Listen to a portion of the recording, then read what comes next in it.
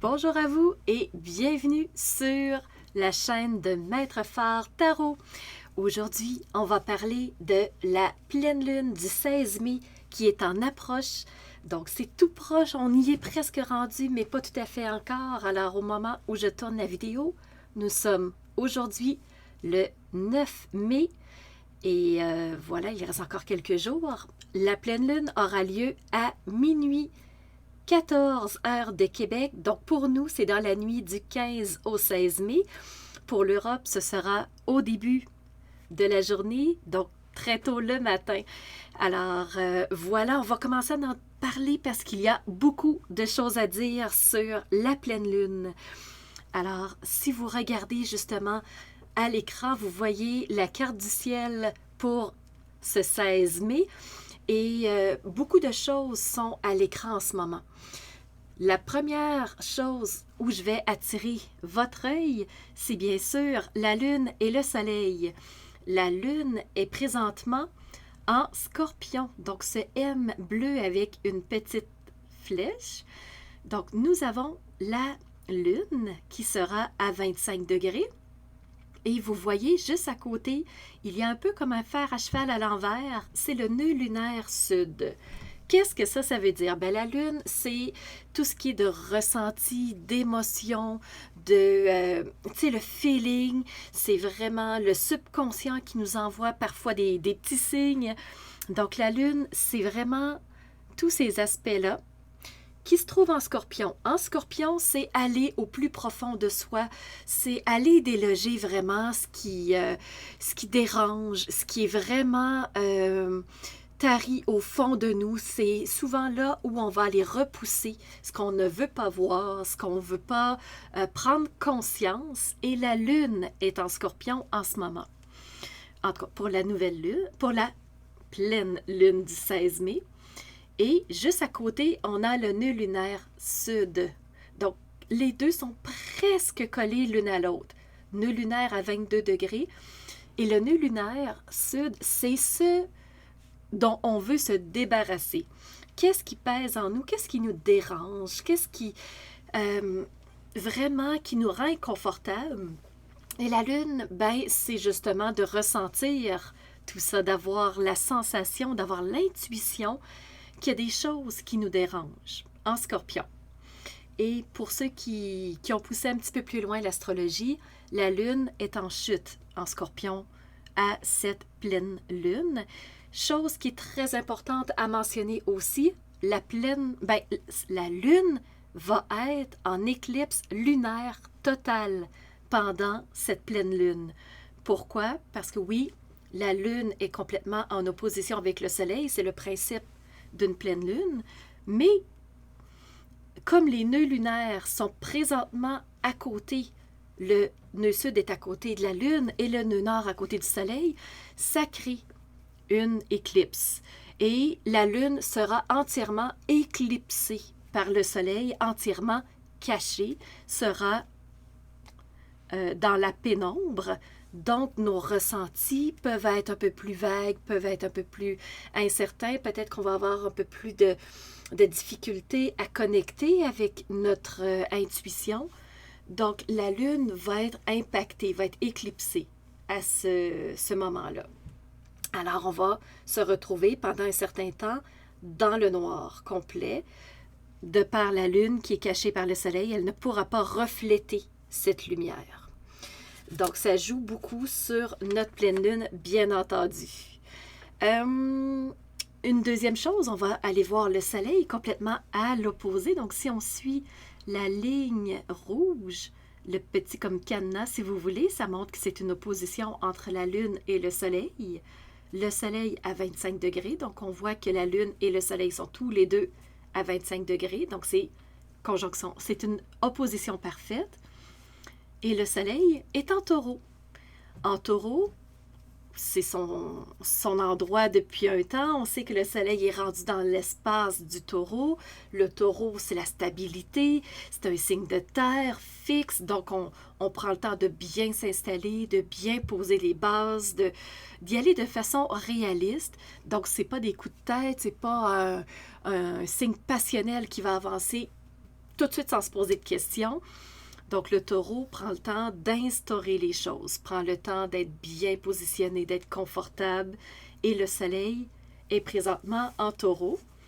On parlait du nœud lunaire sud collé à la lune un peu plus tôt. Et bien là, quand on parle du soleil, on a le nœud lunaire nord qui est comme le fer à cheval à l'endroit. Les deux étant collés, donc nœud lunaire nord, ce qui fait, lui, c'est ce vers où on veut aller.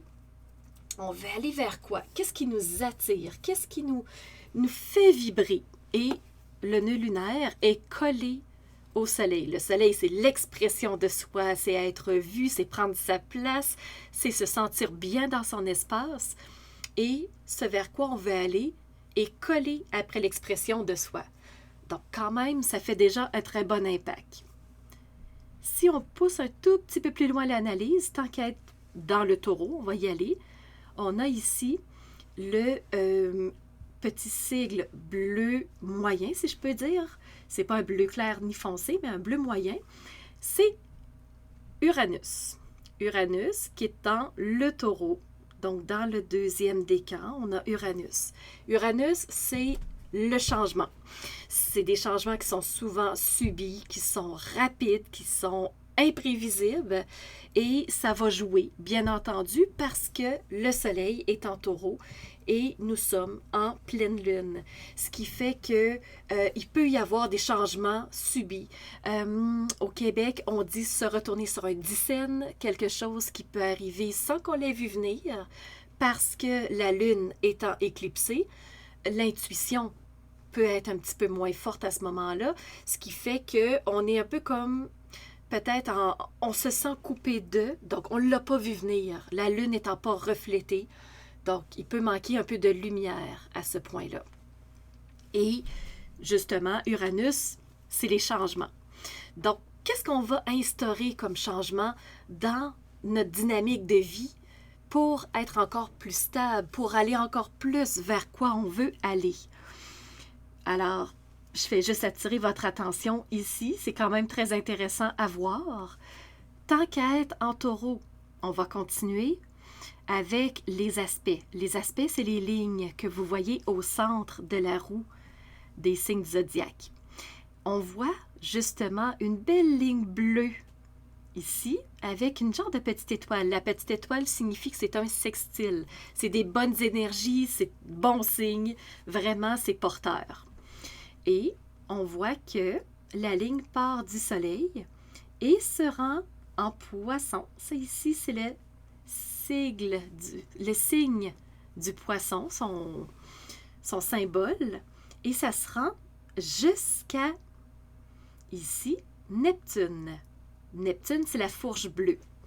Neptune, c'est la planète des rêves, de l'imaginaire, j'ai quelque chose dans ma tête, un projet qui n'est pas concrétisé du tout, mais qui est là, qui est en train de germer, qui me tente, ça me fait plaisir, ça m'attire, ça m'intéresse.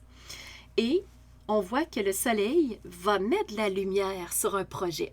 Il va l'éclairer, il va le mettre vraiment en brillance, ce qui fait que ça va le rendre encore plus clair. C'est pas juste quelque chose de ça me tente, c'est que, je vois que c'est vraiment possible. Et en plus, on a le soleil qui est en sextile avec la planète à côté de Neptune. Cette fois-ci, c'est la rouge, c'est Mars. Mars étant la planète de l'action. Vous voulez faire quelque chose? Mars va vous amener à le faire, il va vous donner l'impulsion, il va vraiment vous guider. Alors, on a un beau sextile entre le soleil et Mars. Donc, qu'est-ce que tu as le goût de faire? Qu'est-ce que tu as le goût d'exprimer? Mars va t'aider à le faire. Mars étant en poisson comme Neptune, vous l'avez vu tous les deux, donc ils sont dans le 3e décan en ce moment. Quand on parle de la pleine lune, bien sûr. Quand je parle du moment, c'est du 16 mai. Donc, Mars étant en poisson, ce qu'il fait, lui, c'est qu'il va faire une action poussée vers la collectivité. Qu'est-ce que vous avez le goût de faire? De quoi vous rêvez? De quoi vous auriez le goût vraiment de vivre? Qu'est-ce qui vous fait vibrer? Bien, dites-moi-le parce que moi, je suis prêt à passer à l'action. Mars, dans le collectif, Donc, on parle de la communauté, on parle des gens, on parle du peuple. Donc, qu'est-ce que Mars va mettre en place pour justement faire avancer les gens plus loin que le rêve, plus loin que l'imaginaire, plus loin qu'un projet. Alors, vous voyez ce qui se met en place en ce moment? Et le Soleil illumine ça. Il pousse sa lumière vers Neptune, vers le Soleil, de façon bénéfique. Donc, c'est très positif. Ensuite, si on continue, eh bien, ce qu'on voit dans le Bélier, ça bouge beaucoup. Le Bélier, c'est le petit signe saumon où on a comme deux petits crochets qui viennent se rejoindre, deux petits crochets rouges, c'est le Bélier. Si on regarde en bas, il y a quand même plusieurs morceaux. Le premier, c'est le genre de petit 4 orange qui est Jupiter. Jupiter qui a été en conjonction avec Neptune, on en a parlé. J'ai fait plusieurs vidéos et j'ai fait des signes par signe pour vous montrer l'impact que Jupiter et Neptune peuvent avoir parce que vraiment, ça a été majeur, ça a été quelque chose d'historique. Et je reviens à Jupiter. Jupiter étant la planète du bien-être. Je veux me sentir bien, je veux expansionner ce bien-être-là vers l'extérieur. Je veux l'amener encore beaucoup plus important. Jupiter étant en Bélier, il va avoir fait son entrée pour nous au Québec. Donc, ce sera le 10 mai et ce sera aux alentours de 17h50 heure de Québec. Donc, vous pouvez rajouter 6 heures en Europe si vous êtes heure de Paris. Alors, Jupiter, il veut expansionner quoi? En étant en Bélier, Jupiter est dans un signe d'action, un signe de feu. Jupiter peut prendre deux couleurs. Soit il peut expansionner le côté sombre de nous. Donc, je veux plus de destruction, je veux plus de pouvoir, je veux plus de place au détriment d'autres personnes. Donc, ça peut être un côté sombre de Jupiter, comme son côté lumineux qui est, je veux expansionner le bien-être de tous, je veux vraiment que chacun y trouve sa place, je veux que ça soit plus équilibré, je veux que ça soit plus... allons-y avec des termes plus spirituels. Donc, je veux que ce soit plus balancé. Donc, comment Jupiter va se placer, on ne le sait pas vraiment. Donc, ça va être à voir comment ça va réagir. Et on voit que Jupiter est en sextile avec Mercure, qui est dans le signe du Gémeaux. Mercure, c'est cette planète verte. Et présentement, Mercure est rétrograde. Alors, est-ce que Jupiter va recevoir des messages clairs? Est-ce que ça va prendre un petit temps, un délai avant que Jupiter ait une communication précise? Ou est-ce que ça va se faire de façon directe, de façon claire, de façon rapide? Parce que, ne faut pas oublier que Mercure, en ce moment, est dans sa force, est dans son signe, est dans sa maison, il est chez lui. Même s'il est rétrograde, Mercure est dans sa toute-puissance. Et Mercure, c'est la communication, c'est les mots, c'est qu'est-ce que je vais utiliser pour passer mon message. Et on n'oublie pas que Mercure est en sextile avec Jupiter. Ce qui fait que de très bonnes choses peuvent se mettre en place et on verra si la communication est bénéfique ou au contraire, s'il y a de la négativité. Donc, ça restera à voir au niveau de l'actualité, comment ça va se placer. J'attire votre attention. Donc, nous avons ce qu'on appelle une conjonction en Bélier. Nous avons deux planètes très, très proches. Et vu que les deux sont une à côté de l'autre, elles jouent en équipe, si je peux dire.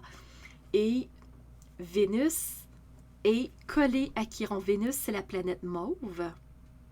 Et nous avons Chiron, le petit K orangé, qui se trouve à être ce qu'on appelle en conjonction. Donc, qu'est-ce que ça va donner? Bien, Vénus, c'est la planète de l'amour, c'est la planète de je veux me sentir bien. Et elle est juste à côté de chez elle parce qu'elle est maîtresse de Taureau, mais elle se trouve en Bélier. Donc, un signe de feu. Et elle n'est pas complètement chez elle encore. Mais on sait que le bélier, c'est un signe d'action, c'est un signe de vouloir créer des choses, mais impacter, aller plus loin, aller plus vite, aller plus fort, c'est quelque chose, c'est un signe qui prend sa place. Et Chiron, c'est un astre, c'est pas une planète, c'est un astre qui reflète le bien-être, être confortable, c'est l'observation, mais c'est aussi la planète de la santé.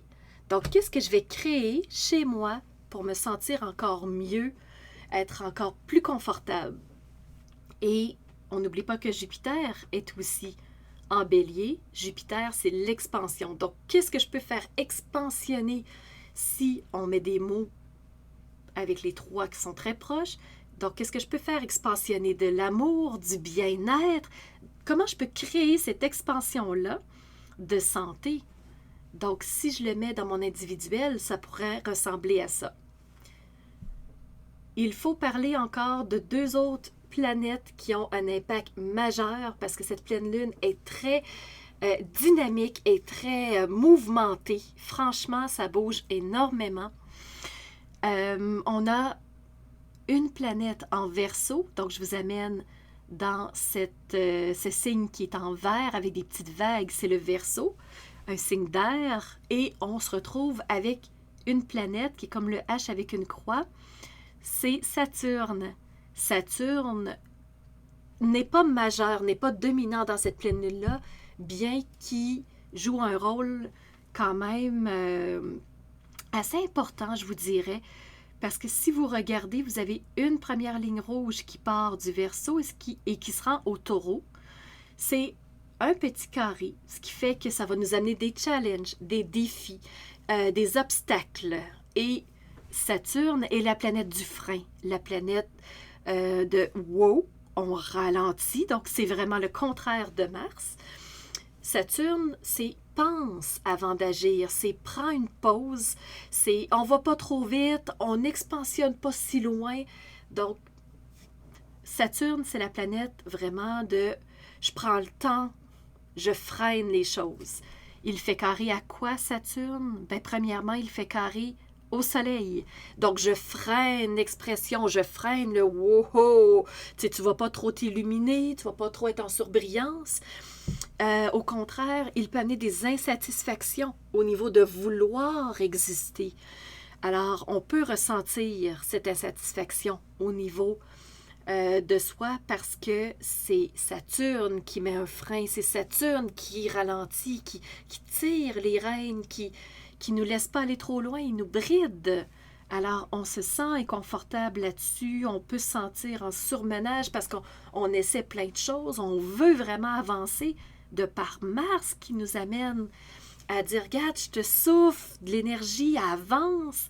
Mais Saturne qui fait, ben non, wow, va pas trop vite. Alors, on ressent tout ça. Vraiment, ça nous rentre dedans. Et le Verseau étant un signe d'air, ben vraiment, c'est dans notre façon de ressentir les choses. Et tant qu'à parler de ressenti, on va aller voir tout de suite le deuxième carré, parce que je vous ai dit qu'il y en avait un premier avec le soleil. Il y en a un deuxième.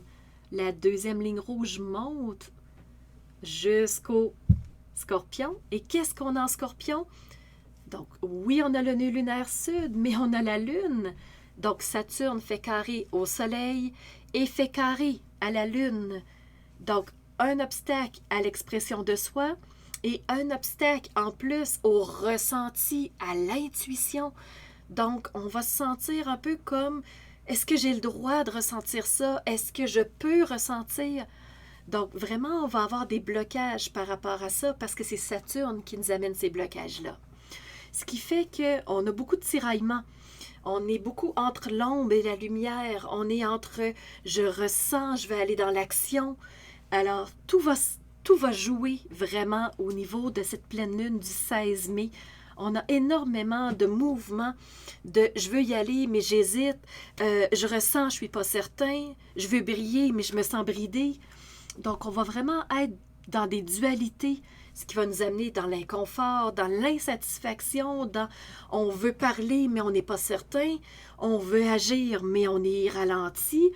Donc, vraiment, Le ciel est entre deux mondes, si je pourrais dire. Et là où ça va faire foi tout, c'est où nous allons nous positionner. On a le goût de s'instaurer à quel endroit, on a le goût vraiment de prendre position de quelle façon. Alors c'est là où ça va prendre tout son sens, c'est là où Mars attend qu'on se positionne, c'est là où l'intuition nous dit « Viens me chercher, laisse-moi m'exprimer ». Donc l'expression, n'oublie pas que c'est Mercure, donc tout est placé pour nous donner la possibilité, bien que Saturne soit le frein. Donc est-ce qu'on va se laisser brimer par nos freins? Est-ce qu'on va plutôt tomber dans ce côté de je me laisse porter finalement, je tombe dans ma passivité et je donne droit et je donne mon pouvoir à l'extérieur.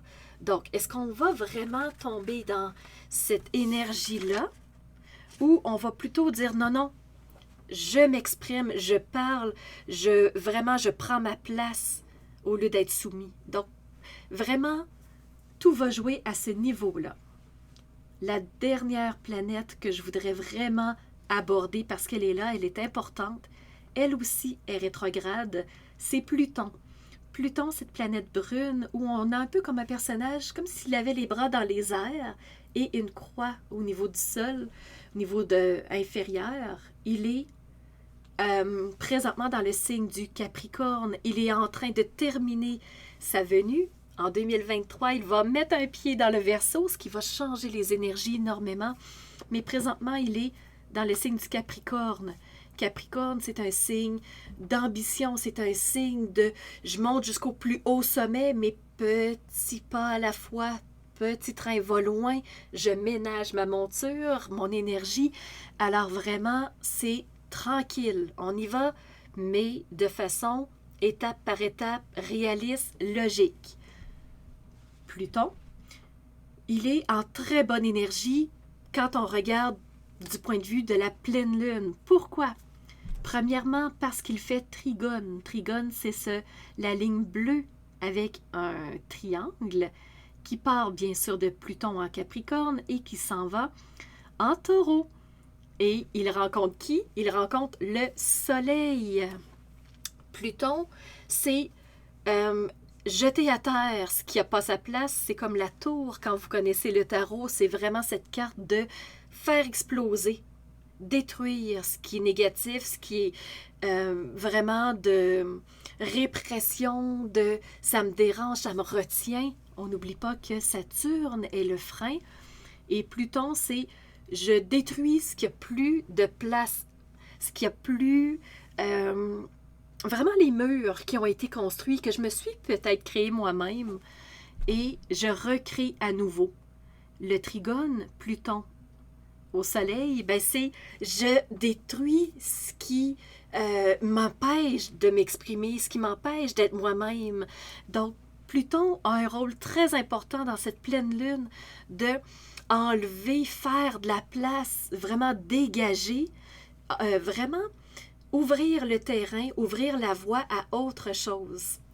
Et en plus, Pluton, il fait sextile, donc c'est la petite ligne avec une étoile qui va jusqu'au Bélier. Il va où? Il va rejoindre Jupiter.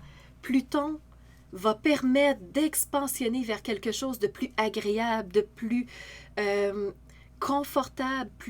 On n'oublie pas que Jupiter, c'est le bien-être. Donc, Pluton est en train de terminer une destruction dans nos profondeurs pour nous permettre de pouvoir être bien, être mieux avec soi-même. Et la pleine lune du moment, vraiment du 16 mai, ben, on n'oublie pas que la lune est présentement avec le nœud lunaire sud. Donc, je veux me débarrasser de quoi? Et le soleil, lui, est avec le nœud lunaire nord. Donc, qu'est-ce que je veux instaurer dans ma vie? On a vraiment cette ouverture à... Donc, si on permet à notre intuition de pouvoir nous guider de façon plus claire vers des projets, vers ce qui nous intéresse, vers le terrain qui a été ouvert par Pluton, on a de belles possibilités. Alors vraiment, la pleine lune va être extrêmement mouvementée. On veut s'aligner vers quoi? Qu'est-ce qu'on veut mettre en place? Et chose que je veux vraiment, ce sur quoi je veux terminer, c'est que la pleine lune, oui, est fixée à la date du 16 mai, parce que c'est là que l'opposition parfaite se fait entre la lune et le soleil. Mais ces énergies vont se poursuivre dans les prochains mois. On va les ressentir. Donc, comme la nouvelle lune qui a eu lieu juste avant le 30 avril, eh bien, on a ouvert la porte et là, on va récolter certaines choses, mais on continue ces énergies-là. Et le 30 mai, on va être encore dans des énergies très mouvementées.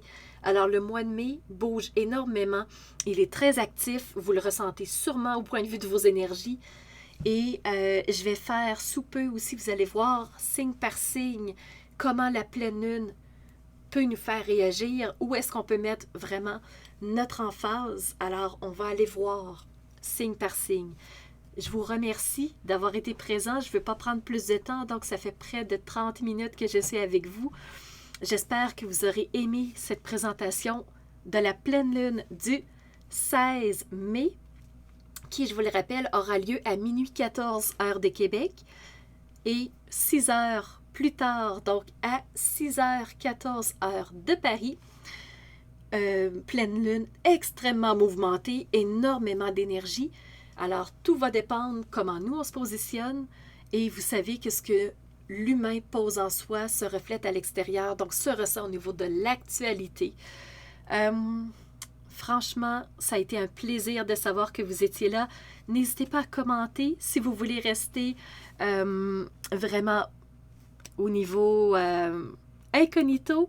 Vous pouvez juste mettre un petit pouce bleu que je puisse savoir que vous avez aimé. Vous pouvez m'écrire aussi. Je vais laisser en commentaire donc en barre d'infos, je vais vous laisser toutes mes informations où vous pouvez me retrouver. N'hésitez pas à communiquer avec moi si vous avez des questions, si vous avez des interrogations. Et je vous invite à aller voir votre signe. Je vais faire un signe par signe qui va être relié au tarot. Donc, dans quelques minutes pour que vous puissiez aller voir vraiment ce qui s'en vient pour vous. Et voilà, je vous souhaite une belle continuité. On se reparle prochainement pour cette pleine lune du 30 mai qui s'en vient, qui va bouger énormément. Et entre-temps, il y aura sûrement des captures du ciel, qui est un nouveau concept. Quand il y a quelque chose de plus majeur dans le ciel, entre les nouvelles lunes, pleine lune, je me fais ce plaisir de pouvoir vous l'annoncer, de pouvoir communiquer avec vous. Alors voilà, c'était Nancy de la chaîne Maître Phare Tarot. Je vous remercie d'avoir été présent. Je vous remercie d'avoir ce courage de mettre en lumière ce qui se doit de l'être, de faire rayonner votre être pour pouvoir exprimer la belle personne que vous êtes et de pouvoir le faire rayonner vers l'extérieur, que les gens autour de vous puissent voir la belle personne que vous êtes. C'est un plaisir de vous accompagner sur ce chemin. À très bientôt.